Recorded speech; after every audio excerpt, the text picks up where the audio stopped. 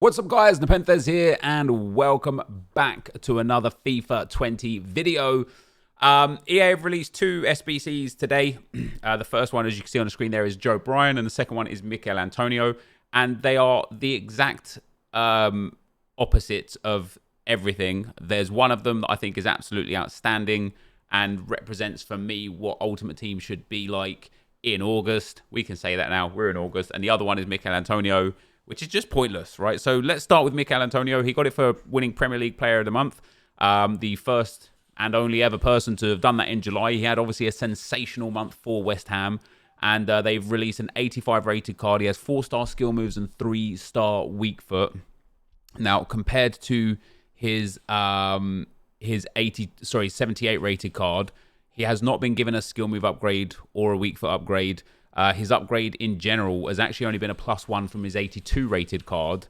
And that gave him +4 pace, +4 shooting, +2 passing, +2 dribbling, +2 defending, and +3 physical. And I understand that throughout the course of this year, EA have just followed this weird, very linear upgrade path. They follow the same pattern for each set. And it's just kind of like, why bother at all with this card?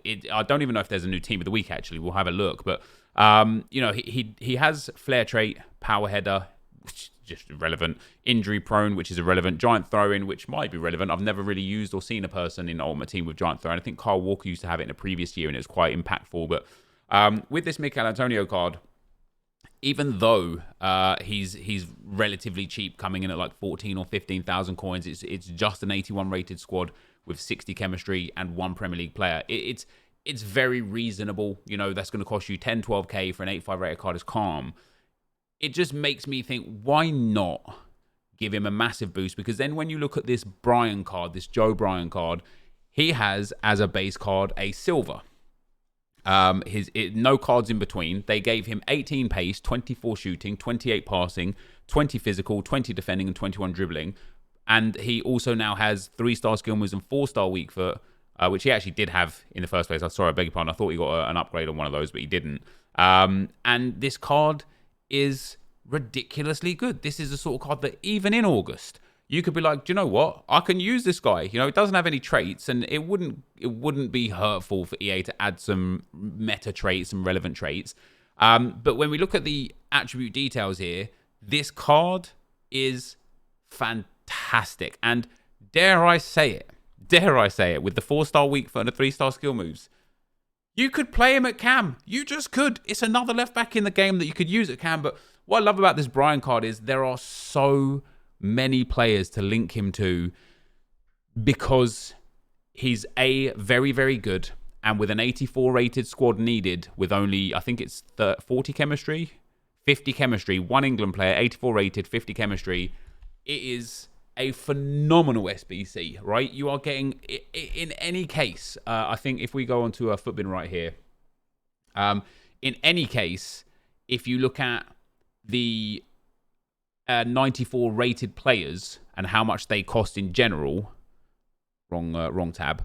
Let's have a look. We got the minimum rating 94 to 94. So a 94 rated, the cheapest possible 94 that you could get on the game is 90,000 coins, right?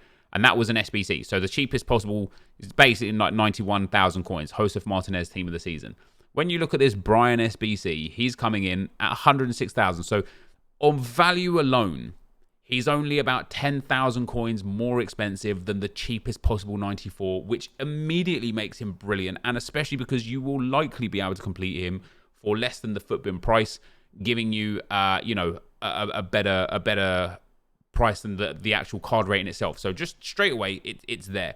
In terms of the in-game stats, he got a wild upgrade. Very interesting that jumping only got upgraded by 8 and that balance only got upgraded by 14 and volleys only by 16 in amongst many other big boosts. But even though his shooting is so low at 88, I say so low, you know, relative to this stage of the game, his volleys being 61 is one of the big reasons why shooting is down at 88. So when we look at his stats and his key stats as a defender, you bang an anchor on him and he's a 96 rated fullback, and it's just phenomenal for so many reasons, but more so because you can get this white card and you can get this Phillips card and all of a sudden you've got a trio of dreams. White obviously is the League SBC card that's available for anyone all the time, and I've used him in Foot Champs when he first came out. He is spectacular. That passing is brilliant. That dribbling for a centre-back is absolutely top tier. His defending and physical and pace are great. You could even give him a shadow if you wanted that max pace, max defending.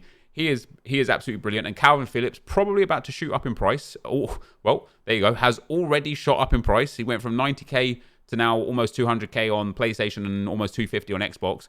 He'll recover. He'll go back down to his like normal price. But because of the White and then Bryan and then Calvin Phillips trio that you can have, you can actually put together an outstanding English team.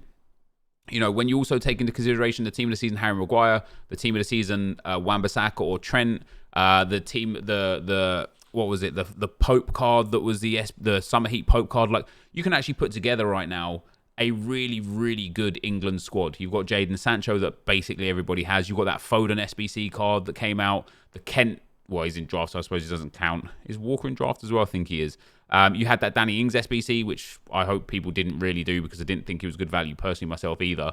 And then you've got players like Smalling under 100k, the Henderson card, which is brilliant. Like, the England team available is really, really, really nice. So I think in general with this Bryan card, an anchor, you can play him at fullback. I think a sentinel as well, he goes very, very good. But you can genuinely play him anywhere. With a sniper chem style, he's got 98 positioning and finishing, great shot power, great dribbling stats, perfect stamina, good passing, good defending, and good pace. He's got a 4-star weak foot. I wouldn't be opposed to playing him at a striker other than the fact that he has no traits. You know, that's kind of let down for me. But even at cam, he's a 95 rated cam. I think with an artist, he goes up to a 96 rated cam with great dribbling, perfect passing, you know, good shooting from range, good pace. And because he's got good defending, he'll be a really, really strong player in that cam spot, winning the ball back up the field. There is just the genuine potential to play this 94 rated Joe Bryan card literally anywhere, and the only thing you're missing out on it is better skill moves and maybe a 5-star weak foot with some traits. So I think all in all, this is a really, really good SBC. I would highly recommend anyone to do it. I will be doing it myself. I think in general though, the game is lacking massively reasons to play more so than ever before. I wanted to have a look at what was coming with regards to Foot Champions and how many more are there. Because I know last year, I believe it was the 3rd week in August was the final Foot Champs run. So here's the schedule. So we've got I think there's only ever 2 there. But yeah, there's 2 there. And of course, it would be nice if EA had put just change something here, you know, just change something. But anyway, there's less and less reason to play. I want to have a look lastly before we get out of here. Is there a new team of the week or not? EFL final man of the match, the preseason setup. Oh, also on note of preseason, there is now. Let's go back onto EA's Twitter account here. There is now the UCL items are back again. The Europa League here. I just want to show you this. So it says the road to Cologne starts now. The Europa League is back. Who are you going back in to go all the way? So you know, a 91 could potentially get upgraded to as high as a 95, which is obviously very nice.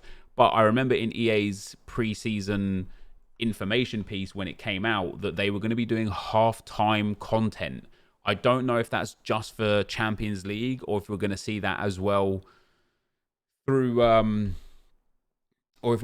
through Europa League 2. But we'll have to wait and see. And just before we end, there is no team of the week. So with Mikel Antonio as well, guys, we didn't really look at his in-game stats. This is why this card is useless. I mean, 4-star, 3-star isn't the worst thing in the history of the world, but once you put a sniper on him, he's just not at the races. You know, he's not terrible. His stamina's not great. His passing is terrible.